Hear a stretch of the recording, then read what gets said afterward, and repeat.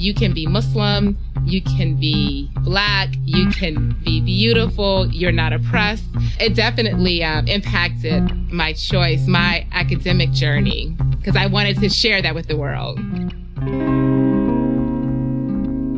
Welcome to Religion Unmuted, where we explore what religion sounds like with women's voices turned up. I'm your host, Elaine Howard Eklund. I'm a sociologist and director of the Religion and Public Life program at Rice University.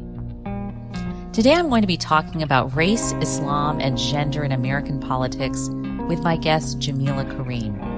Jamillah is a speaker, author, blogger, and academic. She lives in Atlanta, Georgia. Jamillah, welcome. It's such a privilege. Thank you for joining us. You're welcome. I'm glad to be here. I want to start with a question about the moment that we're in right now, because these are really unprecedented times. We're in the midst of a global pandemic, COVID-19, as well as a time nationally and globally where there's increased consciousness around issues of racial justice, really a long overdue moment of racial reckoning. And as someone who identifies as a Black Muslim woman, who's a teacher, a writer, what feelings or emotions or sentiments are rising to the surface for you in this moment around religion and politics? I would say that what really stands out is this idea of radical change, that we're going to have to do things unprecedented to meet this moment of challenge. And the word radical is one that I've really thought about lately. My most recent book project is called Radical Love. And, it's more on the side of looking at the relationship between divine and human love. So not so much academic as my other work, but it really connects to my first book, American Muslim Women, which looks at race relations between immigrant and African American Muslims. And so similarly, we're in that moment where we have to see how we share a common future and how that future depends on solidarity, that we're all resisting systemic racism in this country, and how systemic racism deeply and profoundly impacts all of us, right? And I think that's what this moment has really done for us. It's really questioned, our sense of humanity, our compassion, our views on racism, our views about other people. Absolutely. Tell me a little bit more then about how you're seeing this in the communities you're interacting with. The few of the talks that I've given, so I've definitely been called on to talk within my communities. A lot of it has been to largely immigrant Muslim communities as they're struggling to figure out what should we do, right? And I mean, there's been a critique of our immigrant Muslim communities, and then that's part of what my first book looks at. There's been a critique of the ways that they haven't really been connected or invested in Black communities. So in this moment, it's just heightened that. And so people want to know, how can we commit and how can we stand for others and stand for Black people in this moment?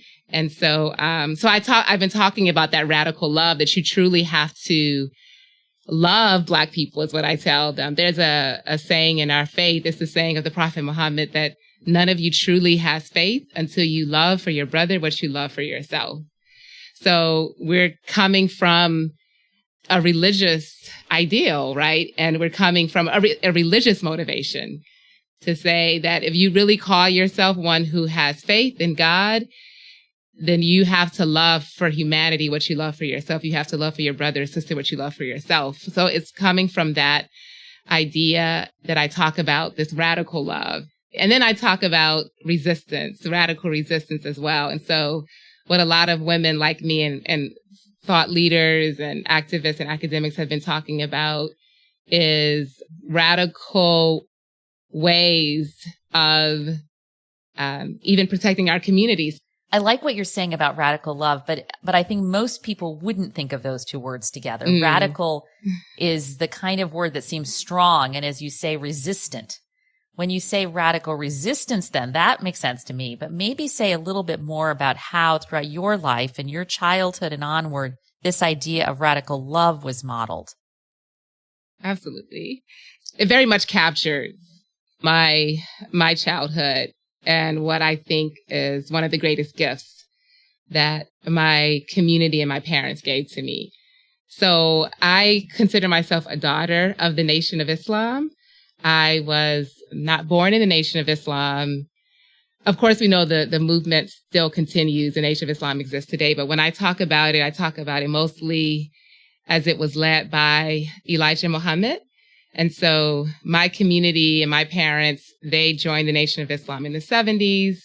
And then in 1975, when Elijah Muhammad passed, his son, Imam Warthi Muhammad, then led the community to mainstream Islam or Sunni Islam. And so that's what I was raised in. However, it's still very much my heritage and particularly this concept of radical love. And let me explain how that manifested during my era, I should say, or my generation. But for my parents' generation, first, I would say that it was very radical to hear people like Malcolm X and even Elijah Muhammad, the leader of the nation, to stand up to white people, to stand up to a government that supported racism, to stand up to police brutality. So that was one thing. I mean, it was a very, very strong movement of resistance, right? And in fact, Elijah Muhammad was the most surveilled person out of our history, the most surveilled by the government, more than Dr. King. So he was considered to be very powerful and was a threat because he and Malcolm X as his main minister were really radically changing the ways that we thought about not only what it meant to be a citizen or a human being here in the United States, but also they were radically changing the way we thought about ourselves, right? And that's what many people would say was the key component of the movement, even before the politics, but it was radically loving ourselves, right? Because the Nation of Islam's its main teaching that the black man was God and the white man was the devil. I mean, that was a critique of the idea of whiteness as the standard of beauty, as the standard of intelligence, as the standard of excellence, right? And interestingly, it had to be done in religious terms, or I should say that was a very resonating way to talk about it. Because if you think about the images in religion, if you think about the images in Christianity, you have images of a white Jesus Christ or the images of a white Mary. And so the Nation of Islam's teachings were critiquing, those kinds of symbols that presented this idea that white people were divine or were better or superior than black people. So this teaching was a critique of that. And it was also, it was a way for black people to think about their own empowerment and their own excellence, right? Because when you are constantly bombarded with this idea that you're inferior in every way, then there has to be this kind of radical response to that. And that response was, no, actually, you are divine. And the way that it was talked about, and even the way that it was still kind of understood when I was growing up, was that we were chosen for this faith, and that's Islam, that God gave us Islam, right? And that it was the idea, it was taught during the nation that Black people were the original people and that their original faith was Islam, that their original language was Arabic, and that you came from a royal people before you came here, before you were stripped of your language and your culture, right? So that it was giving us all of that, this new sense of identity, right? And you needed something that radical to resist again, all of the negative messaging and all of the teachings of inferiority, you needed that kind of radical shift. And that's why so many Black people came to Islam for political reasons, even those that came outside of the Nation of Islam, because there were other movements. But they were all about resisting racism and taking on a new identity as a Muslim person. I'm wondering, how did this shape your understanding of what it means to be a woman? That sense that you can do anything as a Black person and even as a woman. What I saw growing up was strong women, intelligent women, women who were very proud of their identity. Again, their identity, it was like a personal religious choice. It was very spiritual for them, but it was also a symbol of resistance, even the way that Muslim women covered. They embraced and wanted to cover that way, to say, hey, that, we're special and we're a part of this special movement. And so I just saw women who took so much pride in that. I grew up around women like my mother, who she knew how to sew, which was so important because we were wearing long dresses, and especially at times when you couldn't buy a long dress and a stylish long dress at the department store. So they were able to sew their own dresses, which then led to their own fashion design and these like amazing fashion shows that I grew up attending. And so, in fact, the fashion shows were like a really great hallmark of my childhood. And, seeing again, these women in these very stylish garments saying that, yes, you can be Muslim, you can be Black, you can be beautiful, you're not oppressed. So, I was seeing all of that growing up, and it definitely impacted my choice, my academic journey, because I wanted to share that with the world. I want to turn now to election politics. As we all know, if Biden wins, Harris will be the first woman and first Black vice president in U.S. history. You're a scholar and a writer who's published on topics of gender and race and religion. What are you going to be paying attention to? What are you paying attention to in advance of the election? Well, one, I'm really excited about her being selected, and and even with, some of the critiques of some of her policies, I know that's come out around when she was a DA and whether some of her policies were more harmful to Black families, or, some questions about mass incarceration, whether her policies were helping that or not. And I know there have been some shifts, right?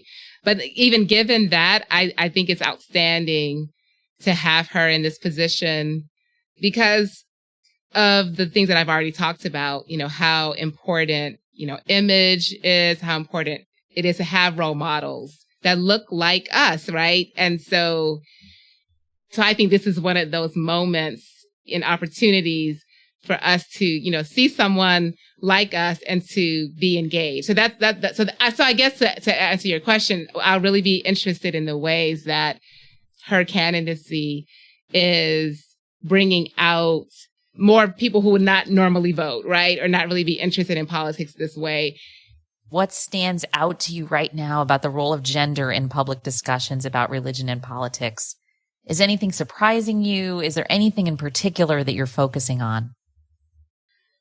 I would say, in general, I've thought about this idea of intersectionality, and especially as Kimberly Crenshaw talks about it, because I know that word is floating around a lot. And so I always like to go back to her conception of it. And that is the way that when you are an individual, like a Black Muslim woman, and you carry all of these identities that are subject to discrimination, and when it's time to be represented. So when people, are now interested in this moment, we're interested in fighting racism, and we're interested in feminism or, women's advancement, then who are we going to bring to the table to represent us, right? And so when we're looking at racism, traditionally, historically, we've brought men, Black men, as our representatives. When it comes to feminism, we brought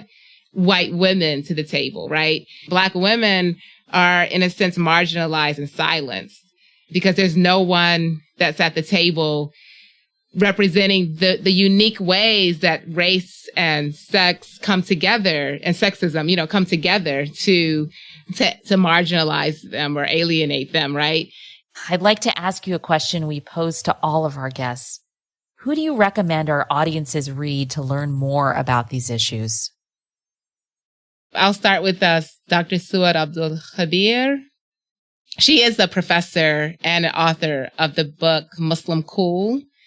It's basically looking at Islam and hip hop. And she's also looking at second generation Muslims, African American, and children of immigrants. But she just does a lot of writing on race. She does a lot of social media. So she's a public scholar. And she also is the founder of Sapelo Square. And it's like the first online space for Black Islam. So basically articles about Black Muslim history, Black Muslim culture. I want to mention two real pioneers. And their work was, they were publishing in the 90s. And that was Amina Wadud, Quran and Woman. She was the first to do interpretation of the Quran from a woman's perspective, but also, looking at the classical sources and just doing a very sophisticated commentary on the Quran. And then Amina McLeod, she wrote a book, African American Islam. So she was one of the first to really investigate these different organized Muslim groups, Black Muslim groups. Thank you so much for being with us, Jamillah. I have personally learned so much from talking to you. Thank you for who you are and for the pioneering gift that you are to the world. You're welcome. Thank you. That's it for this episode of Religion Unmuted. If you enjoyed today's episode, make sure to subscribe to, rate, and review us wherever you listen. Follow us on Twitter at RiceRPLP. And thanks to our guest, Jamillah Karim. Today's show was written by Pamela Prickett and Rachel Schneider. Our producers are 3 Wire Creative and Daisha Clay. We had support from the Henry Luce Foundation. I'm Elaine Howard Eklund. Until next time.